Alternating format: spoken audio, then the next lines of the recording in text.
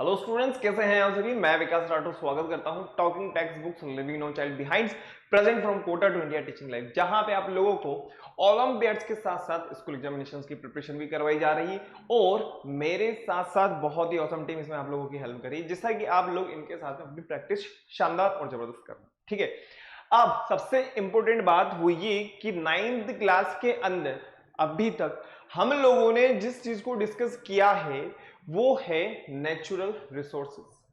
Natural resources में आज जो है हमारा ग्लोबल वार्मिंग वगैरह और ग्रीन हाउस इफेक्ट्स के बारे में हम देख लेंगे और रोल ऑफ सन के बारे में हम थोड़ा बहुत समझेंगे और कुछ साइकिल्स हैं उनके बारे में हम थोड़ा सा यहाँ पे डिस्कस करेंगे। लेकिन अभी तक जो हमारे चैप्टर कंप्लीट हुए हैं 9th क्लास के अंदर वो है फर्स्ट सेल को हम लोग बहुत अच्छी तरीके से देख चुके हैं और उस पे बेस्ड जो ओलंपियाड्स लेवल के क्वेश्चंस हैं उनको भी हमने कहीं ना कहीं कैसे न कैसे किसी भी फॉर्म में देखा है। इसके अलावा एक सबसे इंपॉर्टेंट घोषणा वो ये कि मैं आप लोगों के लिए बहुत जल्दी एक प्रैक्टिस सेशन लेने वाला हूं जिसके अंदर हम लोग बहुत सारे क्वेश्चंस को डिस्कस करेंगे और जो हमने क्वेश्चन डिस्कस किए हैं वो तो हमारे हो ही चुके हैं, बिल्कुल नए क्वेश्चन हमें देखने को मिलेंगे। तो नेचुरल रिसोर्सेज के अंदर आज जो हम देखने वाले हैं वो है हमारा ग्रीन हाउस इफेक्ट। लेकिन उससे पहले आप लोगों को क्या करना है, फटाफट से वीडियो को लाइक कर देना है, शेयर कर देना है और चैनल को सब्सक्राइब कर देना है। और सब्सक्राइब करने के बाद में स्टूडेंट्स क्या करना है, फटाफट से बेल आइकन को प्रेस कर देना होगा आपको,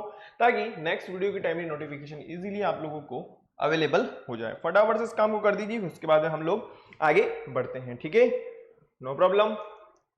चलिए फटाफट से कर दीजिए।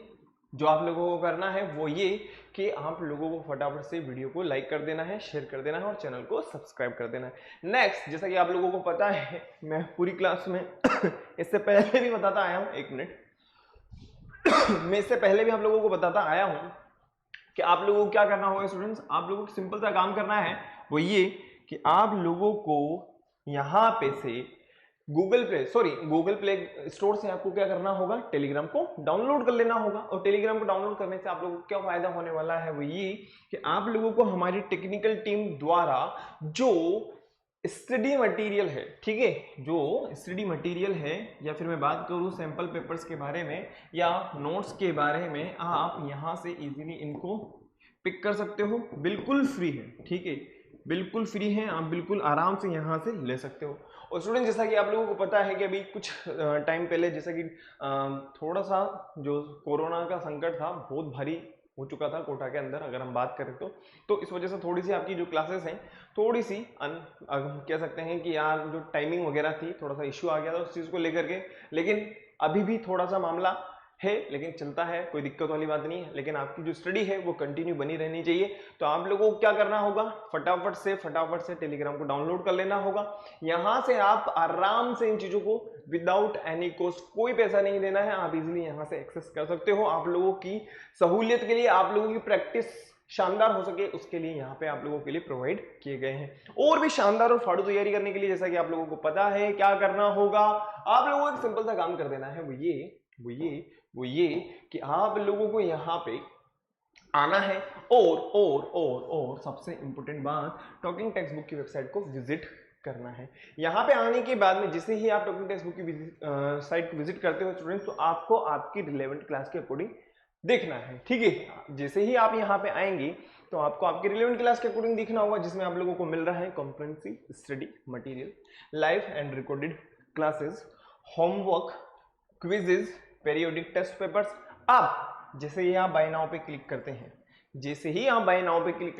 स्टूडेंट्स, तो होगा क्या, आप प्राइस डिटेल वाले पेज पे आ जाएंगे और यहाँ पे आप लोगों को मिल रहा है 30% डिस्काउंट। अब इस डिस्काउंट का लाभ उठाने के लिए आप लोगों को क्या करना होगा, मेरा कोड यूज करना होगा जो कि है VR लाइव। आप जैसे ही आप इसको अप्लाई करते हैं स्टूडेंट्स, जो आपको अमाउंट यहाँ पे नजर आ रहा है उसका 30%, कहने का मतलब 2700 डिडक्ट होने के बाद में 2700 डिडक्ट होने के बाद में आपका जो पेबल अमाउंट रहेगा वो रहेगा 6300। लेकिन मैं आप लोगों से फिर से बता रहा हूं कि आपको आपकी रिलेवेंट क्लास के अकॉर्डिंग देखना है, ठीक है, जिसमें आप लोगों को ये सब कुछ मिलने वाला है। इसके अलावा सबसे इंपॉर्टेंट बात वो ये सब तो आपको मिल ही रहा है। इसके अलावा आप लोगों को बहुत अच्छे तरीके से पता होगा कि मैंने आप लोगों के लिए ओलंपियाड्स लेवल के क्वेश्चंस इसके अलावा मैं बात कर सकता हूँ, मैंने आप लोगों के बीच में जो प्रैक्टिस वगैरह करवाई है वो, और सबसे इंपॉर्टेंट जो घोषणा मैंने आज करी है वो ये कि हम बहुत जल्दी प्रैक्टिस सेशन देखने वाले हैं। जैसा कि आप लोगों को पता होगा 6th क्लास के अंदर प्रैक्टिस सेशन चल रहा है, 10th क्लास के अंदर भी प्रैक्टिस सेशन चल रहा है, इसी तरीके से अब 9th क्लास के अंदर भी प्रैक्टिस सेशन स्टार्ट हो जाएगा, जिसमें हमें और आपको बहुत मजा आने वाला है। अब आप पूछोगे सर एक्चुअली प्रैक्टिस सेशन का मतलब क्या है, पहले आप थोड़ा सा रुको। तो आप लोगों को क्या करना है, बाय नाउ पे क्लिक कर देना है, बाय पैकेज पे क्लिक कर देना होगा, और जैसे आप 6300 का जो अमाउंट है आप अपनी सुविधा अनुसार यहां से पे कर सकते हो। चेक कहने का मतलब ये कि आप चाहे क्रेडिट कार्ड करिए, चाहे आप डेबिट कार्ड करिए, चाहे आप नेट बैंकिंग के थ्रू अपना पेमेंट कर सकते हो। फिर भी अगर किसी तरह की कोई प्रॉब्लम है, किसी तरह की कोई क्वेरी है, किसी तरह की कोई बात है, हो सकता है पेरेंट्स को कोई बात करनी हो, तो आप यहाँ पे कॉल कर सकते हो, जैसा कि आप लोगों को नजर आ रहा है 9549041111 पे कॉल कर देना है, और आपकी जो भी समस्या है, जो भी क्वेरी है, यहाँ पे आप लोगों को बिल्कुल सेटिस्फिकेशन मिलेगा। ठीक है, मेरी गारंटी। आगे बढ़ते हैं नेक्स्ट। जैसा कि आप लोगों को पता है कि हम लोग क्या देख रहे हैं, बायोलॉजी, और बायोलॉजी के अंदर हम लोग जो देख रहे हैं वो है हमारी 9th क्लास का बहुत ही प्यारा चैप्टर, जैसा कि मैंने आप लोगों को बताया है, वो है नेचुरल रिसोर्सेज। ठीक है, आगे बढ़ते हैं, लेकिन उससे पहले आप लोगों को क्या करना है, ये है हमारा कार्डिनल प्रॉमिस। फटाफट से इसको कर दीजिए, फिर उसके बाद में आगे बढ़ेंगे। I promise, I promise, I promise to listen to the complete lecture and make proper notes of it so that I can become a smart student. I promise to listen to the complete lecture and make proper notes of it so that I can become a smart student. आगे बढ़ते हैं। जैसा कि आप लोगों को पता है कि आज जो हम देखने वाले हैं नेचुरल रिसोर्सेज के अंदर, वो है हमारा लेक्चर नंबर 4। और स्टूडेंट्स आप लोगों को एक बहुत अच्छी बात बता दूं, वो ये कि इसके अंदर जो एनसीईआरटी के सॉल्यूशंस है ना, बहुत जबरदस्त और बहुत शानदार लेवल पे हैं ये। ठीक है, तो हमें थोड़ा सा इन चीजों को भी ध्यान रखना है कि एनसीईआरटी के जो सॉल्यूशंस हैं हम फटाफट उनके ऊपर भी थोड़ा सा ध्यान दें। जैसा कि मैंने आप लोगों को बताया है कि प्रैक्टिस सेशन से रिलेटेड अपन कुछ बात करने वाले थे, वो ये स्टूडेंट्स कि हम उसमें जैसे मान लीजिए सेल हो गया, या हम बात करें सेल प्लस टिश्यू हो गया, या हम बात करें cell plus tissue plus natural resources हो गया, या हो सकता है कि कंप्लीट एक पर्टिकुलर चैप्टर हो सकता है कि हम सबको मिक्स कर दें, हो सकता है कि आपको बहुत सारी एक्टिविटीज यहाँ पे देखने को मिले, क्योंकि अगर मैं बात करूं 6th क्लास और 10th क्लास के बारे में, तो वहां पे हम लोगों ने जो अभी तक देखा है वो है सभी एक्टिविटी बेस्ड क्वेश्चन। ठीक है, एक्टिविटी बेस्ड क्वेश्चन है। कहने का मतलब ये है, अब आप लोग बहुत अच्छी तरीके से समझते हैं कि स्टार्च वगैरह हैं, कार्बोहाइड्रेट वगैरह की अगर अपन बात करें, या फिर हम बात करें प्रोटीन्स वगैरह के बारे में, या किसी का कलर चेंज हो रहा है, तो ये सभी हम लोगों को पता है कि एक्टिविटी के अंदर काउंट किया जाएगा। 9th क्लास के अंदर एनसीईआरटी में जो एक्टिविटीज होंगी मैं पूरी की पूरी कवर करने की कोशिश करूंगा, और उनको हम प्रैक्टिस सेशन के अंदर या प्रैक्टिस सेशन के दौरान पूरा का पूरा कवर कर लेंगे। इससे होगा क्या, हमारा चैप्टर भी कंप्लीट हो रहा है ना, और हमारी जो एनसीईआरटी की क्वेश्चंस है वो भी कंप्लीट हो रहे हैं, हमारे ओलंपियाड्स लेवल के जो नोट्स हैं वो भी कंप्लीट हो रहे हैं, और सबसे इंपॉर्टेंट बात वो ये कि जो हमारी एक्टिविटीज है, ठीक है, जो हमारी एनसीईआरटी में दिए हैं वो सब भी आप लोगों को यहाँ पे एक बार देखने को मिलेगा। ठीक है, बहुत मजा आने वाला है, टेंशन वाली बात नहीं है। नेक्स्ट, जैसा कि आप लोगों को मैं बता चुका हूँ फटाफट से, वो ये कि एनवायरनमेंट क्या होता है, आप लोगों को बहुत अच्छी तरीके से पता होगा, जो हमारे चारों तरफ है और हमें कहीं ना कहीं अफेक्ट कर रहा है। इसके अलावा मैं बात करूँ इसके कंपोनेंट्स के बारे में, तो वो होते हैं हमारे पास कौन कौन से, एक तो होता है हमारे पास में बायोटिक कंपोनेंट, दूसरा होता है ए बायोटिक कंपोनेंट। बायोटिक कंपोनेंट्स की अगर हम बात करें तो यहां पे हम बात करेंगे किसके बारे में, हम बात करेंगे लिविंग थिंग्स के बारे में, और नॉन बायोटिक की अगर अपन बात करें या एबायोटिक की अपन बात करें तो वो होता है नॉन लिविंग थिंग्स के बारे में। एक बार देखिए, फिर उसके बाद हम आगे बढ़ते हैं। मैं पानी पी लेता हूं।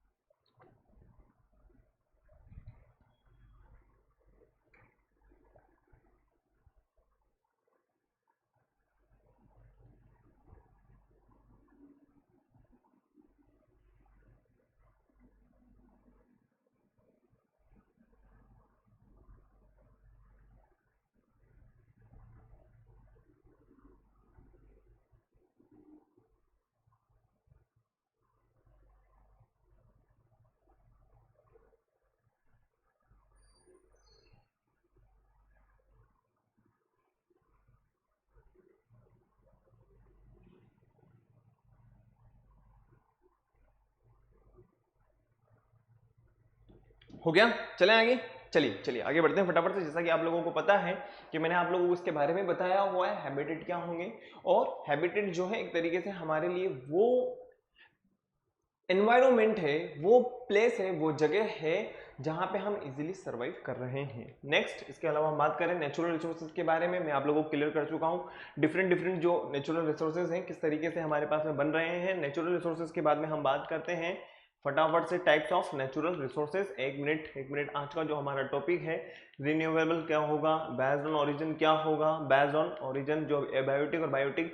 मैंने आप लोगों को यूटिलिटी वाला समझाया हुआ है, एयर के बारे में बता चुका हूं, एटमॉस्फेयर के बारे में भी मैं आप लोगों को बता चुका हूं, और मैंने आप लोगों को ये भी क्लियर कर दिया था कि एटमॉस्फेयर और एनवायरमेंट ये दोनों बिल्कुल डिफरेंट है।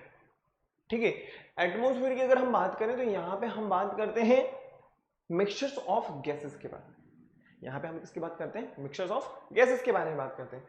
लेकिन अगर हम बात करें एनवायरनमेंट की, जो सब कुछ है, कहने का मतलब चाहे लिविंग हो चाहे non living, everything which affect us, जो हमें अफेक्ट कर रहा है, उसके बारे में हम बात करेंगे तो वो होगा हमारा एनवायरमेंट। आगे बढ़ते हैं। जैसा कि आप लोगों को बताया हुआ है मैंने ट्रोपोस्फीयर वगैरह के बारे में, स्ट्रेटोस्फीयर, जैसा कि आप लोगों को पता होगा स्टूडेंट्स, वो ये है कि स्ट्रेटोस्फीयर जो है वो ओजोन लेयर कंटेन करती है। कहने का मतलब यहाँ पे ओजोन लेयर प्रेजेंट होती है जो हमें हार्मफुल सब्सटेंस से प्रोटेक्शन प्रोवाइड करती है, इन द सेंस कि जो सन से अल्ट्रावायलेट रेज आ रही हैं उनसे हमें प्रोटेक्शन मिल रहा है। इसके अलावा सन से जो हीट प्रोड्यूस हो रही है उसका भी एब्जॉर्प्शन कहीं ना कहीं ओजोन लेयर कर रही है, और जिसकी वजह से स्किन कैंसर वगैरह, या फिर हम बात करें आई से रिलेटेड जो डिजीज है, ये डिफरेंट डिजीज से हमें क्या मिल रहा है, एक तरीके से प्रोटेक्शन मिल रहा है। आगे बढ़ते हैं नेक्स्ट फटाफट से। मैंने आप लोगों को मेसोस्फीयर के बारे में बताया हुआ है, ट्रोपोस्फीयर, स्ट्रेटोस्फीयर, मेसोस्फीयर, थर्मोस्फीयर की अगर हम बात करें तो यहाँ पे क्या प्रेजेंट होते हैं, आप लोगों को पता है बहुत अच्छी तरीके से कि यहाँ पे जो प्लेनेट वगैरह छोड़े जाते हैं या यहाँ पे जो प्रक्षेपित किए जाते हैं वो कहाँ पे मिलेंगे हमें, वो मिलेंगे हमें थर्मोस्फीयर के अंदर। ठीक है, आगे बढ़े फटाफट से।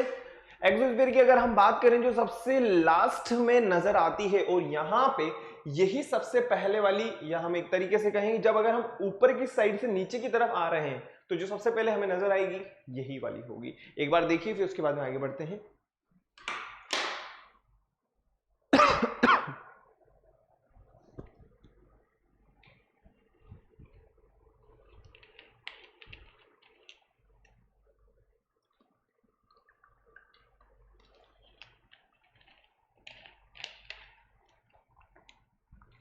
चले आगे, चलिए नेक्स्ट आगे बढ़ते हैं। रोल ऑफ एयर और एटमॉस्फेयर की अगर हम बात करें, जैसा कि आप लोगों को पता है बहुत अच्छी तरीके से, it act as a medium for movement. यार एक बात बताओ, जो एटमॉस्फेयर है वहां पे एयर प्रेजेंट है जो हमें इजी टू सर्वाइव, अगर हम एक तरीके से कहें हमारे जो सर्वाइवल के लिए जो इंपॉर्टेंट है वो क्या है, एटमॉस्फेयर ही तो है। अगर मान लीजिए ये गैसेस वगैरह यहाँ पे नहीं होंगी तो क्या हो सकता है, अरे हमारे लिए रेस्पिरेशन के लिए सबसे जो इंपॉर्टेंट मॉलिक्यूल है या हम गैस की बात करें वो क्या है, वो है हमारे लिए ऑक्सीजन। ठीक है, और हम बात करें फोटोसिंथेसिस प्रोसेस के लिए, तो फोटोसिंथेसिस प्रोसेस के लिए जो गैस इंपॉर्टेंट है वो है कार्बन डाइऑक्साइड। तो इस तरीके से ये बहुत important, it help in the dispersal of spore, pollen grain etcetera वगैरह की अपन बात कर सकते हैं। जैसा कि जो पोलन ग्रेन्स वगैरह होते हैं जो फ्लावर में प्रेजेंट होते हैं, और रिप्रोडक्शन वाली जो प्रोसेस होती है उस प्रोसेस में एक बहुत इंपॉर्टेंट रोल प्ले करते हैं। ठीक है, नेक्स्ट हम बात करें, it transmits sound for communication. जो हम बात कर रहे हैं जिसके थ्रू हमारी बातें चीतें इजीली हो रही है, या एक तरीके से हम कहें कि आप जो बोल पा रहे हो और मैं जो सुन पा रहा हूं, और जो मैं बोल पा रहा हूं आप सुन पा रहे हो, तो उसके लिए किसकी जरूरत है, मीडियम की जरूरत है। वो मीडियम कौन प्रोवाइड कर रहा है, एटमॉस्फेयर प्रोवाइड कर रहा है। आगे बढ़ते हैं next, the role of atmosphere in climatic control. Climate is an average. देखिए दो तरह की चीजें हम पढ़ करके आए हैं क्लास 7th के अंदर। फर्स्ट नंबर पे हम लोगों ने देखा था वेदर के बारे में, ठीक है। वेदर जो होता है, मौसम की अगर हम बात करें, किसके बारे में बात कर रहे हैं, मौसम के बारे में हम बात करें। वेदर जो होता है ना, वो एक हम कह सकते हैं कि कुछ टाइम के लिए होता है, कुछ मोमेंट्स के लिए होता है। मोमेंट्स इन द सेंस घंटा भर भी हो सकता है, ऐसी बात नहीं। एकदम से धूप निकल रही है और सडन हम ये कह सकते हैं कि मौसम चेंज हो गया और बारिश होने लग गई। फिर हम ये देखते हैं कि बारिश होने के बाद में बारिश गिर चुकी है और उसके बाद में एकदम से गर्मी बढ़ गई। तो ये जो चेंज हो रहा है, या हम एक तरीके से कहीं जो ह्यूमिडिटी प्रेजेंट है एनवायरनमेंट के अंदर, एटमॉस्फेयर के अंदर, वो किसके अंदर काउंट किया जाएगा, उसको काउंट किया जाएगा एटमॉस्फेयर के अंदर। हाँ, समझ में आ गई, बिल्कुल क्लियर हो गया होगा। अब हम बात करें क्लाइमेट के बारे में। What is climate?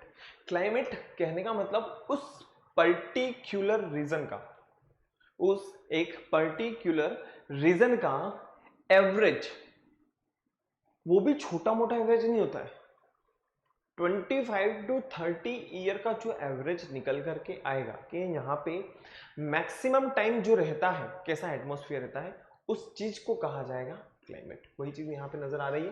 Climate is an average weather of an area, temperature, light, rainfall are important factor to determine climate of an area. देखिए अगर हम बात करें वेदर के फैक्टर्स के बारे में, तो वो क्या है, टेम्परेचर हो गया, लाइट हो गया, लेकिन इन सबको मिलाकर के, इन सबका 25 ईयर के अंदर जो एवरेज आ रहा है उसे कहा जाएगा क्लाइमेट। क्लियर? आगे बढ़ते हैं नेक्स्ट। जैसा कि आप लोगों को पता है, एयर के बारे में मैं आप लोगों को पहले क्लियर कर चुका हूं, वाटर साइकिल के बारे में मैंने आप लोगों को बताया हुआ है ना। हम बात करें आज हमारे L4 के बारे में, the role of atmosphere in climate control, या हम बात करें जो हमारा एटमॉस्फेयर कंट्रोल हो रहा है उसके बारे में। तो हम लोगों को बता दूं, climate is an average weather of an area, temperature, light, rainfall are important factor that determine the climate of an area. जैसा कि आपको पता होगा, it acts like a blanket covering the whole earth. क्या एटमॉस्फेयर की बात करें अगर हम, या हमारे एटमॉस्फेयर के अलावा हम बात करें जैसे मिक्सचर्स ऑफ गैसेस के बारे में, तो आप लोगों को ये जो हमारी अर्थ है, ये हमारी पूरी अर्थ है, इस अर्थ के चारों तरफ, इस अर्थ के चारों तरफ जो गैसेस यहां पे प्रेजेंट, मिक्सचर्स ऑफ गैसेस है, जो कहीं ना कहीं अपना एक इंपॉर्टेंट रखती हैं, इंपॉर्टेंट रोल प्ले कर रही हैं। अब ये चारों की चारों, अगर हम बात करें इन मिक्सचर्स ऑफ गैसेस के बारे में, तो ये एक तरीके से पूरा का पूरा ब्लैंकेट जो है हमारी अर्थ के चारों तरफ प्रेजेंट है, पूरा का पूरा अर्थ चारों तरफ प्रेजेंट है। क्लियर है ना, चारों दिशाओं में प्रेजेंट है।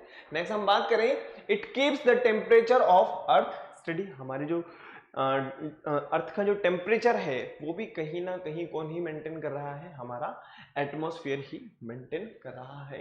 It acts as a bad conductor of heat, this prevents the sudden increase in temperature during the day as well as slow down the escape of the heat into outer escape during night। अब एक बात बताओ, अगर मैं बात करूं, अगर मान लीजिए अगर इस एनवायरनमेंट को, या ये जो स्ट्रक्चर आपको नजर आ रही है चारों तरफ, बात को समझना, ठीक है, इसको हटा दिया जाए, क्या होगा, सोचिए आप। जो सन से लाइट आ रही है डायरेक्ट, वो डायरेक्ट हमारी अर्थ पे आएगी, बात समझ में आई।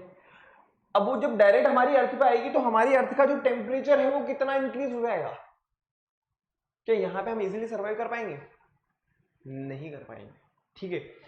इसके अलावा एक बात और बताऊं मैं आप लोगों को, जो ग्लेशियर्स हैं उनका पानी पिघल रहा है, उसका रीजन ये बताया गया है कि दिनों दिन अर्थ का टेम्परेचर बढ़ रहा है।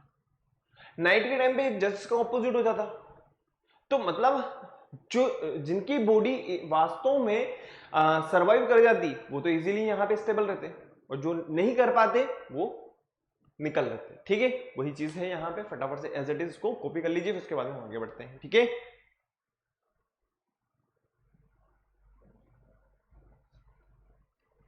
The role of atmosphere in climate control.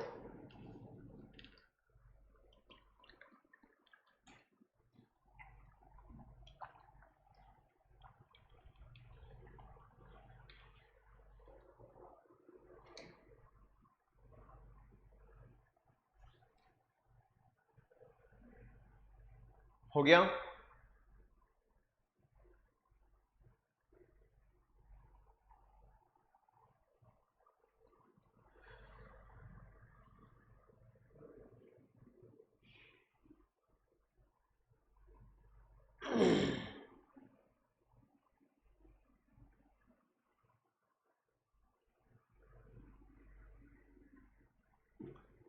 चलें स्टूडेंट्स,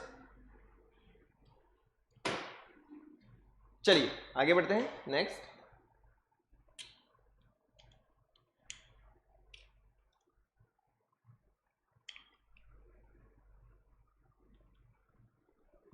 अब हम बात करें हमारी अर्थ के बारे में, ग्रीन हाउस इफेक्ट के बारे में। जैसा कि आप लोगों को पता होगा बहुत अच्छी तरीके से, the green house effect is a natural process that warm the earth surface.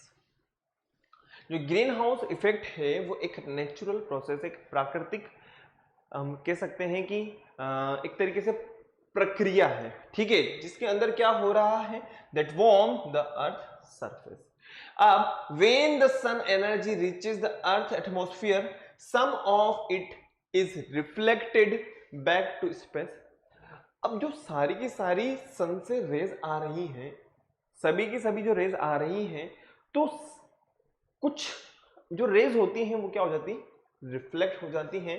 Next हम बात करें space and rest in the absorbed in the re radiated by greenhouse gases, और जो एब्जॉर्ब नहीं हो पा रही वो क्या हो जाएंगी, ग्रीन हाउस गैसेस हो जाएंगी। Ozone depletion occurs when chlorofluorocarbon CFC and halons gases are formerly found in एरोरल। अगर हम एक तरीके से कहें कि जो क्लोरोफ्लोरोकार्बन का यूज हो रहा है, जैसा कि हम बात करें कि हमारे जो रेफ्रिजरेटर हैं, या हम बात करें एयर कंडीशंस वगैरह की, हम बात कर सकते हैं, ये जो हैं ये ओजोन लेयर को कहीं ना कहीं क्या कर रहे हैं, नुकसान पहुंचा रहे हैं। और इसी की वजह से क्या हो रहा है, हमें नुकसान झेलने पड़ रहे हैं। जो अल्ट्रावायलेट रेज वगैरह है, आज के टाइम पे देखो हम कितनी स्किन डिजीज वगैरह के बारे में बात कर सकते हैं, ठीक है। हर आदमी को चश्मा लगा हुआ है, चश्मा लगा हुआ है। एक दूसरी चीज भी हो सकती है कि हम जिस तरीके से जो है एक तरीके से हम कह सकते हैं कि हम लोग जो है इन रेडिएशंस वगैरह में जो घिरे हुए हैं चारों तरफ से, ठीक है। आज के टाइम पे कंप्यूटर की अगर हम बात करें, मोबाइल्स वगैरह की हम बात करें, ये सभी चीजें रेडिएशंस पहुंचा रही है कहीं ना कहीं, ठीक है। ओजोन लेयर डिप्लेशन को हम अभी थोड़ी देर में डिस्कस करेंगे। मैं चाहता हूं फटाफट से एक बार आप इसको लिख लीजिए, फिर आगे बढ़ते हैं, ठीक है।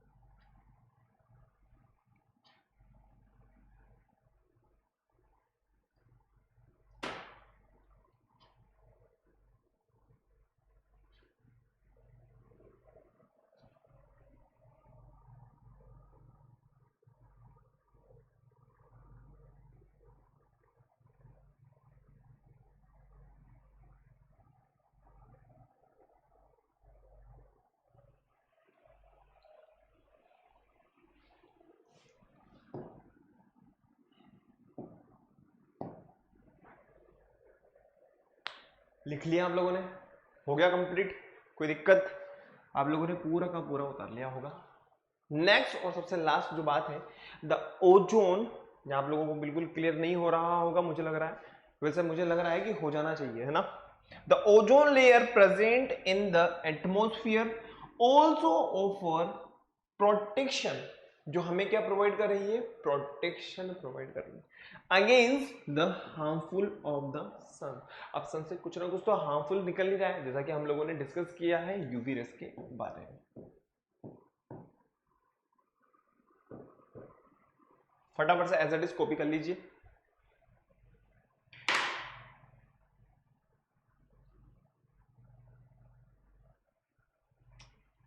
चलें आगे।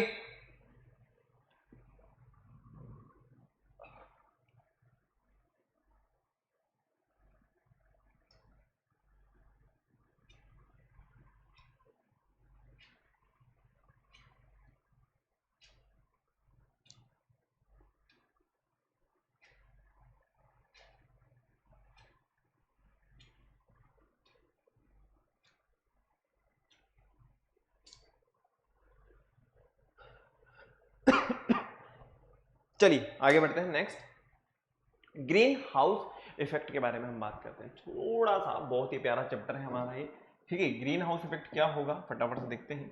जैसा कि आप लोगों को स्टूडेंट्स नजर आ रहा होगा, ये हमारा क्या है, सन है। और ये जो सन है ये सभी के सभी प्रोसेस को करने में हमारी मदद कर रहा है। कहने का मतलब हमारी जो नेचर है, उस नेचर का जो भी सर्कुलेशन हो रहा है, जो भी प्रोसेस हो रही है, उसमें सबसे इंपॉर्टेंट जो रोल है हमारे सूरज भगवान का है, ठीक है। अब यहां से क्या होता है, कुछ ना कुछ अल्ट्रावायलेट रेज, कुछ ना कुछ नहीं, सभी अल्ट्रावायलेट रेज की अगर हम बात करें, जो मैक्सिमम जो हार्मफुल्स हैं वो सन से निकल रही हैं, और हीट जो प्रोड्यूस हो रही है जिसकी वजह से हमारी अर्थ का जो टेम्परेचर है वो दिनों दिन बढ़ता जा रहा है, और इन्हीं की वजह से ग्लेशियर्स वगैरह जो पिघल रहे हैं। Some solar radiation is reflected by the earth and the atmosphere. कुछ जो सोलर एनर्जी होती है, या हम कहें कि जो हार्मफुल इफेक्ट्स हैं, जो हार्मफुल रेज हैं, वो हमारे एटमॉस्फेयर से या हमारी अर्थ के थ्रू क्या होता है, रिफ्लेक्ट हो जाएंगे। Most radiation is absorbed bye the earth surface and warms it. कहने का मतलब ये है कि जो रेडिएशंस वगैरह हो रहे हैं, ऐसा नहीं है कि रेडिएशंस वगैरह नहीं आएंगे, ऐसा तो है ही नहीं कि भी 100%, लेकिन जो मैक्सिमम रेडिएशंस होते हैं ना, वो क्या होते हैं, वो एब्जॉर्ब कर लिए जाते हैं किसके थ्रू, हमारी अर्थ के through. Next, some of the infrared radiation passes through the atmosphere, some is absorbed and re-emitted in all direction by the greenhouse gases. जैसा कि हम लोगों ने अभी इससे पहले ग्रीन हाउस इफेक्ट को समझा है। The effect of this warm earth surface and the lower atmosphere as it is, copy कर लीजिए और इस डायग्राम को बना लीजिए फटाफट से। ये हमारा एटमॉस्फेयर है स्टूडेंट्स, ये अर्थ का सरफेस हो जाएगा, ओके। फटाफट से एज इट इज आप इसको कॉपी कर लीजिए।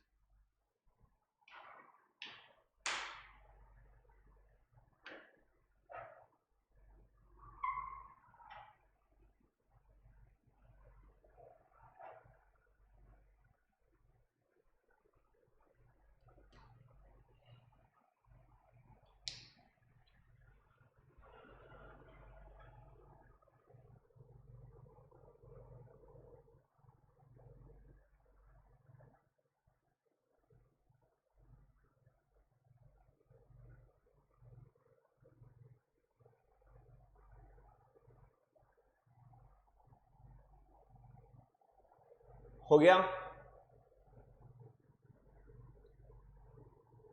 लिखो बेटा फटाफट से लिख लो, ठीक है भाई। एक बार बताओ, जो सन है वो क्या कर रहा है, वहां से हमारे जो रेज वगैरह प्रेजेंट है, या हम कहेंगे जो रेज वगैरह प्रोड्यूस हो रही हैं, वो कहीं ना कहीं हमारे लिए या हमारे अर्थ के लिए हार्मफुल हैं। और हमारी अर्थ में कम से कम इतना तो हम एक तरीके से कह सकते हैं कि जो नेचर है उसने इतना एब्जॉर्ब करने की पावर दे रखी है कि ताकि इसके जो हार्मफुल इफेक्ट्स हैं वो हमारी बॉडी तक ना पहुंचे। और सबसे इंपॉर्टेंट अगर हम बात करें, जैसा कि आप लोगों को पता है, ओजोन लेयर के बारे में। जो ओजोन लेयर है वो कहीं ना कहीं हमें हेल्प प्रोवाइड कर रही है, ठीक है। हो गया क्लियर? चलिए नेक्स्ट हम बात करें इसके बाद में ग्रीन हाउस इफेक्ट्स। वही चीज आप लोगों को दोबारा देखने को मिल रही है। यहाँ पे हमने इसको बिल्कुल थोड़ा सा अलग तरीके से समझाया है। एज इट इज आप इसको फटाफट से कॉपी कर लीजिए, फिर उसके बाद हम आगे बढ़ेंगे, ठीक है। ओजोन लेयर डिप्लेशन के बारे में समझेंगे कि एक्चुअली में ओजोन लेयर डिप्लेशन जो है वो क्यों हो रहा है, और उसके रीजन से, मतलब उसकी वजह से हमें क्या क्या हार्मफुल इफेक्ट देखने मिल सकते हैं। एज इट इज कॉपी कर लीजिए। The green house effect, some sunlight that hits the earth is reflected, some becomes heat। और ये क्या है, हमारे अर्थ के चारों तरफ का atmosphere. CO2 and other gases in the atmosphere trap heat, keeping the earth warm।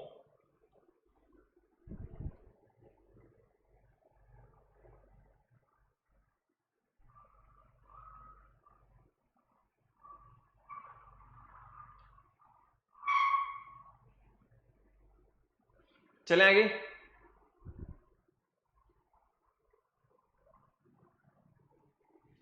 मतलब देखिए कि हमारे जो एटमॉस्फेयर है ना, हमारे अर्थ के चारों तरफ का जो एटमॉस्फेयर, अर्थ तो यहीं पे रहेगी, लेकिन इसके चारों तरफ जो एटमॉस्फेयर प्रेजेंट है, जो गैसेस एनवायरनमेंट प्रेजेंट है, ये कितना शानदार तरीका है इसका, सोच करके देखो आप, कितना जबरदस्त, मतलब हमारे प्रोटेक्शन के लिए कितना जबरदस्त। और हमने जो है इसको एक तरीके से हम ये कह सकते हैं, हमने इसको कहीं ना कहीं हार्म पहुंचाए हैं। क्लोरोफ्लोरोकार्बन हम जो यूज कर रहे हैं, ठीक है। अगर हम मान लीजिए अगर ठंडा पानी पीना छोड़ दें तो कोई दिक्कत थोड़ी ना हो जाएगी, ठीक है। मैं खुद मटकी का पानी पीता हूँ, कोई दिक्कत वाली बात नहीं है, ठीक है। हम हमारी आदत के ऊपर होता है, ठीक है। हमारी जैसी हम हैबिट बनाते हैं वैसा हो जाता है, ऐसी कोई दिक्कत वाली बात नहीं।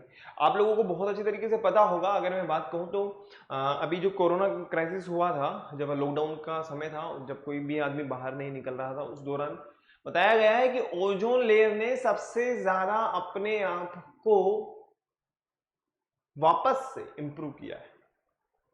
कितने प्रोग्राम चलाए गए, लाखों रुपए बर्बाद कर दिए गए, करोड़ों रुपए अरबों रुपए बर्बाद कर दिए गए, नेशनल इंटरनेशनल प्रोग्राम चलाए गए, ठीक है। इतना पैसा लगाया जाएगा, इतना पैसे से हम जो है इसको यूज करेंगे, और कुछ भी फर्क नहीं पड़ा, इतना सा भी छेद कुछ नहीं हुआ, ठीक है। इंप्रूव करने के नाम से कुछ नहीं हुआ, इंप्रूव करने के नाम पे कुछ भी नहीं हुआ। लेकिन हम बात करें मार्च, मुझे पता है 21 मार्च के आसपास की बात है, अप्रैल मई जून, अप्रैल मई जून के अंदर अंदर आते आते हम लोग जो है थोड़ा सा स्टार्ट कर चुके थे। फिर उसके बाद में ये 2 महीने निकले ना, इस 2 महीने में सब कुछ बंद, पूरी दुनिया में, पूरी दुनिया में सब कुछ बंद। और इस टाइम पीरियड में सबसे ज्यादा इंप्रूव हुआ, 1 रुपया खर्च नहीं हुआ। हाँ मैं मानता हूं रेवेन्यू कहीं ना कहीं प्रॉब्लम आती है, 1 रुपये की हम बात नहीं कर सकते, लेकिन नेचर जब अपने आप को स्टेबल करने पे आती है तो वो कैसे भी करके अपने आप, अपना नुकसान कोई नहीं भुगतता, ठीक है ना भाई, अपना नुकसान कौन क्यों भुगतेगा, वो वाली चीज हो जाती है, ठीक है।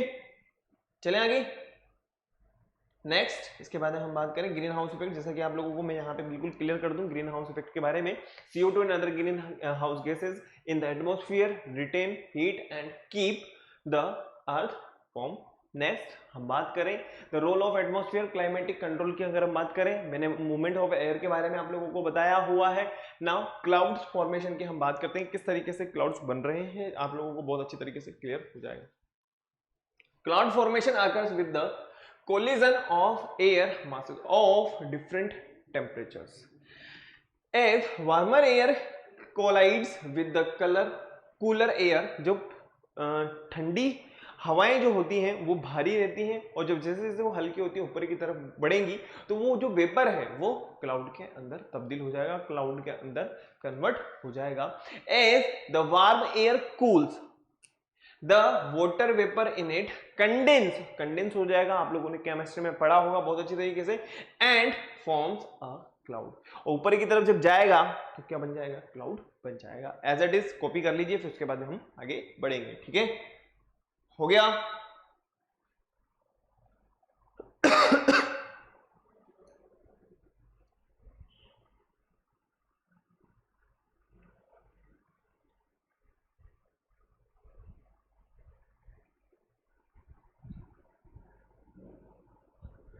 चलें।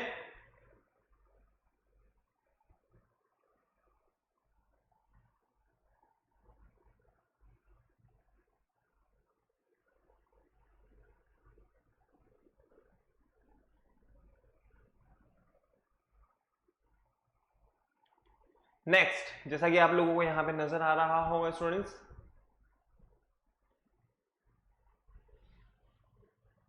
एज इट इज डायग्राम को बना लीजिए आप, फिर उसके बाद में हम आगे बढ़ेंगे।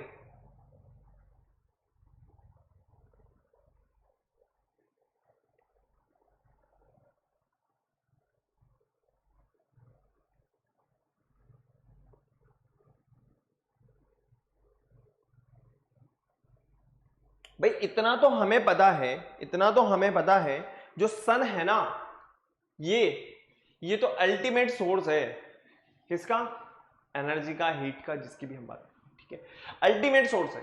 अब ये जो गैसेस वगैरह आ रही हैं, ऐसा तो है ही नहीं कि हम डायरेक्टली जो है सनलाइट में बैठ जाए सारे के सारे काम करने लग जाए, तो कुछ जो गैसेस होंगी, जो कुछ हीट होगी, वो कहीं ना कहीं किसी न किसी प्रोसेस में हम क्या करते हैं, यूज करते हैं। Extra heat is kept in the air by greenhouse gases, जैसा कि मैंने आप लोगों को बताया CO2 वगैरह के बारे में, produce from human activity.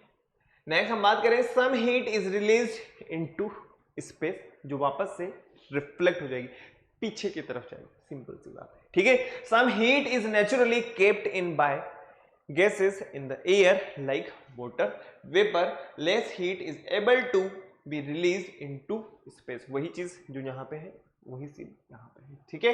As it is copy कर लीजिए, फिर उसके बाद में आगे बढ़ेंगे। ओके